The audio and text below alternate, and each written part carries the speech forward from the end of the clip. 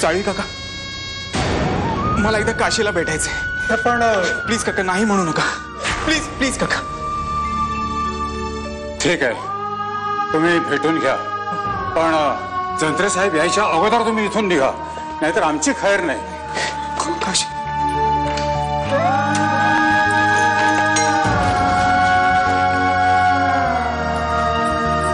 काय नाही केलं, माझ्यावर विश्वास ठेवा.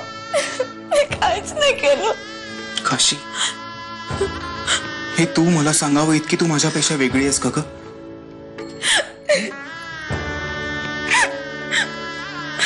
जिंकून मरतो, मला इथं नाही राहायचं. मला इथून बाहेर काढा.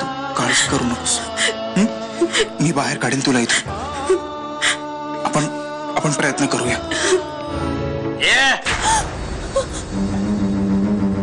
काय चाललंय?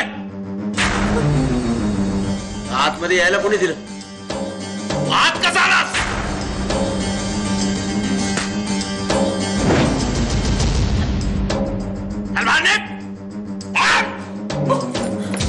आतमध्ये येण्याची हिंमतच कशी केलीस?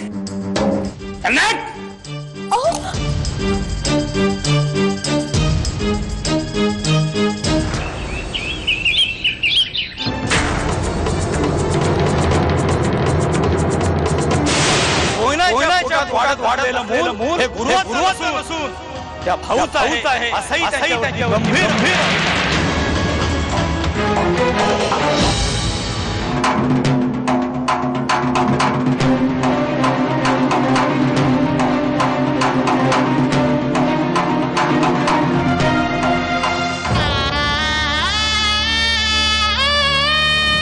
काशीच्या हातून झालेल्या अपराधाची बातमी आमच्या कानावर आली आणि आमचा कानावर विश्वासच बसला नाही.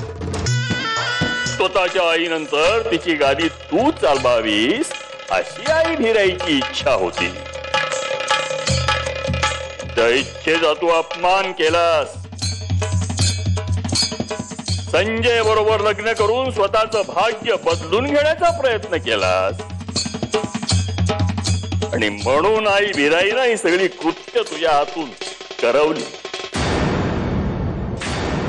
साहेब, इकडे गावात एका नवीन प्रकरणाला सुरुवात झाली आहे. काशी मोहितेला अटक झाली आहे साहेब. काय? हो. पण का? त्यांच्यावर कामिनी मोहिते म्हणजे माझ्या काकू यांच्या खुनाच्या प्रयत्नाचा आरोप आहे. पण साहेब, मी तुम्हाला सांगतो हे सगळं खोटं आहे. यात काही तथ्य नाहीये साहेब. कशावरून?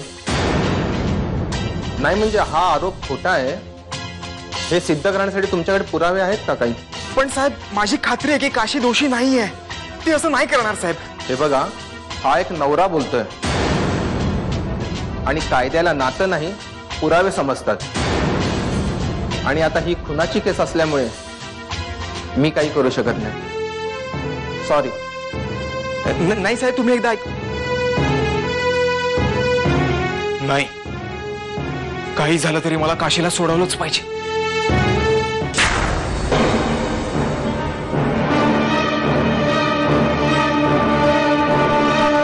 काशीबाई, संपलंय आता सगळं.